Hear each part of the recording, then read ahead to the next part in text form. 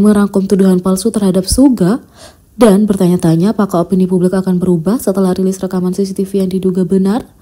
Pada tanggal 7 Agustus, JTBC merilis rekaman yang diduga memperlihatkan Suga mengendarai skuter listrik sambil duduk dalam keadaan mabuk. Rekaman tersebut memicu beberapa tuduhan dari netizen terhadap Suga. Pada tanggal 14 Agustus, Dong Ailbo membantah rekaman sebelumnya dan merilis rekaman baru yang diduga mengenai insiden tersebut. Sport Kyung yang membantah tuduhan tertentu terhadap Suga berdasarkan rekaman baru tersebut dan bertanya-tanya apakah opini publik akan melunak. Berikut terjemahan dari artikelnya. Tuduhan kebohongan Suga BTS disalahartikan, CCTV baru dirilis, akankah sentimen publik berubah? Beberapa kebohongan Suga yang diduga telah terbukti salah. Menurut Dong Ailbo, mereka telah memperoleh rekaman video Suga yang mengendarai skuter listriknya pada tanggal 6 Agustus sekitar tengah malam. Rekaman video baru ini lebih jelas dibanding rekaman CCTV sebelumnya. Suga terlihat sedang berkendara menuju Hanam 91. Suga terlihat terjatuh di depan gerbang. Suga terjatuh saat mencoba berbelok ke kiri dan saat itu ia ditemukan oleh 3 polisi. Polisi yang berusaha menolong Suga menyadari bahwa dia mabuk dan mencoba menguji kadar alkoholnya. Saat diuji, kadar alkohol dalam darah Suga adalah 0,227% yang cukup tinggi untuk membatalkan SIM-nya. Video yang dibagikan oleh beberapa laporan sebelumnya tentang Suga yang diduga mengemudi di jalan terbukti bukan Suga. Sedang dianalisis bahwa orang dalam video itu terlihat melaju ke arah yang salah. Laporan yang mengklaim bahwa Suga jatuh karena menabrak pembatas jalan juga salah. Media yang melaporkan video sebelumnya kini telah mengubah klip tersebut menjadi private.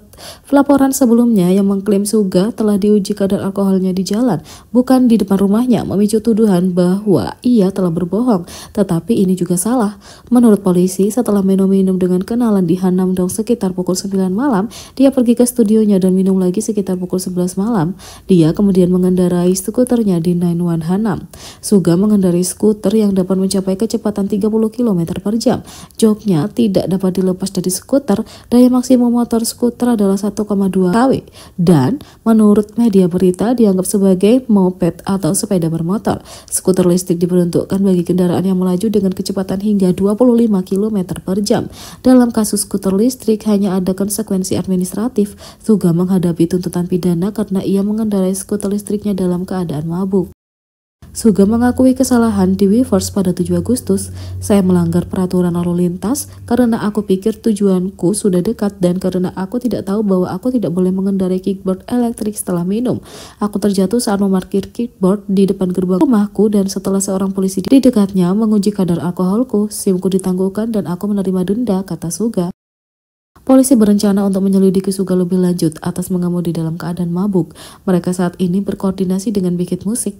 Suga saat ini sedang menjalankan kewajiban wajib militernya sebagai pekerja sosial.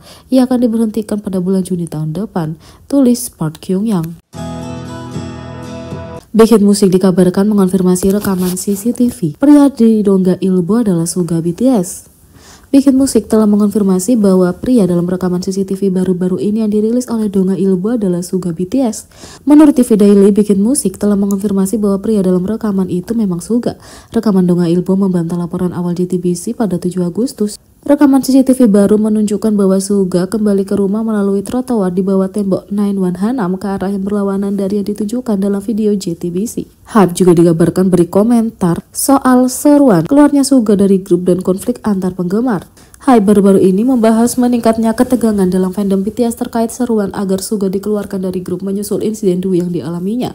Kontroversi ini telah memicu perpecahan yang signifikan di kalangan penggemar. Beberapa menuntut Suga keluar, sementara yang lain mendesak fandom untuk bersatu dalam mendukung grup itu. Menurut laporan dari YTN, HYBE telah turun tangan dan menepis anggapan Suga meninggalkan BTS. Perusahaan tersebut menekankan bahwa diskusi semacam itu tidak berdasar dan menegaskan kembali komitmen mereka untuk mempertahankan grup sebagaimana adanya. Untuk mengatasi perselisihan yang sedang berlangsung di antara para penggemar, HYBE menyatakan bahwa mereka berencana untuk meminta maaf dan melakukan upaya bersama untuk memperbaiki keretakan dalam fandom. Pembicaraan tentang Suga yang meninggalkan BTS adalah omong kosong. Kami akan meminta maaf dan bekerja lebih keras untuk menyelesaikan konflik di antara penggemar, tulis HYBE. Konflik penggemar mencapai klimaksnya ketika para penggemar mulai memposting dan membuat tren tagar di media sosial yang meminta Suga mundur. Sekelompok penggemar bahkan mengirimkan karangan bunga di depan gedung HYBE berisi pesan serupa. Pada tanggal 13 Agustus, karangan bunga dikirimkan ke HYBE untuk menyerukan pengunduran dirinya dari grup. Berikut adalah beberapa pesan di karangan bunga itu. Min Young-gi mundur mundur, selamat atas kekalahanmu. Yang lain menulis Free BTS. Yang lain mengatakan keluarkan Min Yoongi dari grup, kehancurannya sudah di depan mata.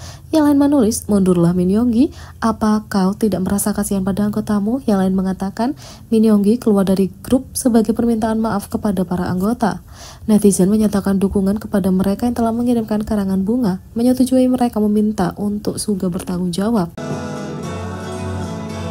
Sebagai tanggapan, penggemar lain telah menyuarakan penentangan keras terhadap tuntutan ini, berbagi pesan dan gambar dukungan untuk mengekspresikan solidaritas mereka dengan ketujuh anggota BTS.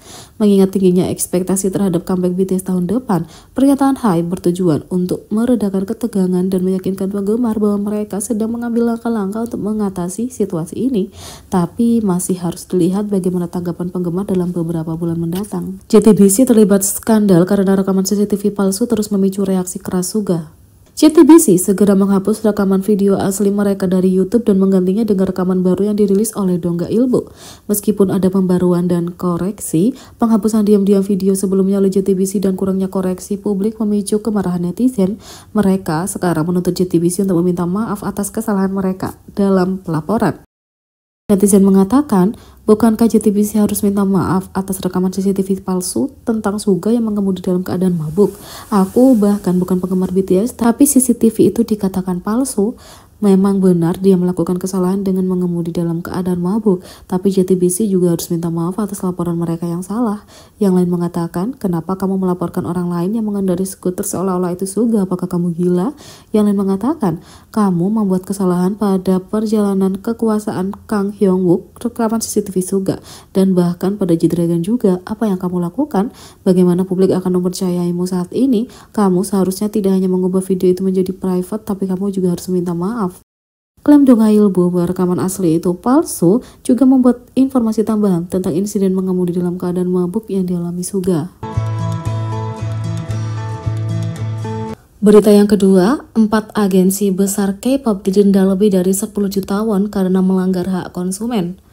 Menurut laporan Komisi Perdagangan yang Adil, Korea telah memberikan sanksi kepada toko daring dari 4 perusahaan K-pop terbesar, HYBE, SM Entertainment, JYP Entertainment, dan YG Entertainment, karena melanggar hak konsumen. Pada tanggal 11 Agustus, Komisi Perdagangan yang Adil menjatuhkan perintah perbaikan dan denda sebesar 10,5 juta won kepada perusahaan penjualan barang dagangan idola daring dari 4 label di atas, yaitu Weverse Company yang dimiliki oleh HYBE, YG Plus oleh YG Entertainment, SM Brand Marketing oleh SM Entertainment, dan JYP 360 oleh JYP Entertainment. Keempat perusahaan tersebut ditemukan telah melanggar Undang-Undang Perdagangan Elektronik dengan menetapkan periode pengembalian dana yang sewenang-wenang lebih pendek dari yang diamanatkan secara hukum dan memberlakukan persyaratan yang ketat untuk pengembalian dana atas barang dagangan yang terkait dengan idola, seperti album dan barang resmi. Selain itu, perusahaan-perusahaan tersebut gagal memberikan informasi spesifik tentang pengiriman produk yang juga dianggap sebagai pelanggaran oleh FTC. Undang-Undang Perdagangan Elektronik saat ini menetapkan bahwa jika suatu produk cacat, pelanggan dapat mengajukan pengembalian dana dalam waktu 3 bulan sejak penerimanya. Tapi, kebijakan SM Entertainment dan JYP Entertainment secara langsung melanggar hak-hak ini dengan mengharuskan pelanggan untuk mengajukan klaim atas barang yang cacat atau salah dalam waktu 7 hari sejak pengiriman. Kebijakan SM juga mengatakan bahwa setiap produk yang dikembalikan karena perubahan pikiran harus tiba di pusat logistik mereka dalam waktu 7 hari kerja sejak tanggal pengiriman awal, bertentangan dengan ketentuan hukum yang menyatakan bahwa semua konsumen berhak mengajukan permintaan pengembalian dana dalam waktu 7 hari sejak tanggal mereka menerima barang. HYBE, JYP Entertainment, dan SM Entertainment juga menyatakan bahwa setelah jangka waktu tertentu, 1 bulan sejak pengiriman untuk HYBE dan 30 hari untuk 2 yang terakhir, mereka tidak akan menawarkan kompensasi apapun untuk barang yang hilang, meskipun undang-undang mengizinkan klaim dalam waktu 3 bulan sejak diterima. Undang-Undang Perdagangan Elektronik juga menyatakan bahwa meskipun kemasan produk rusak saat dibuka, konsumen tetap punya hak untuk meminta pengembalian uang. Tapi kebijakan HYBE dan SM Entertainment mencegah pengembalian jika kemasan dibuka atau rusak. UKM dan JYP Entertainment juga mengharuskan pelanggan untuk memberikan bukti video pembukaan kotak produk untuk mendapatkan pengembalian uang, yang merupakan kebijakan ilegal karena hukum menempatkan beban pembuktian pada penjualan. Di sisi lain, YG Entertainment punya kebijakan yang membatasi pembelian terkait acara, misalnya dalam kasus undian berhadiah acara, pengembalian uang atau pembatalan tidak diperbolehkan setelah periode pendaftaran. Tapi undang-undang menyatakan bahwa pelanggan dapat membatalkan sebelum pemenang acara itu diumumkan. Dari total denda sebesar 10,5 juta won yang dijatuhkan kepada keempat perusahaan itu, Weverse didenda sebesar 3 juta won, sementara sisanya masing-masing didenda sebesar 2,5 juta won. Menanggapi sanksi FTC, keempat perusahaan tersebut telah memperbaiki kebijakan mereka dan menyesuaikan dengan hukum. Jadi, bagaimana menurut kalian tentang ini? Beri komentar di bawah, klik subscribe, like, share, dan klik lonceng. Sekian video kali ini, sampai jumpa lagi.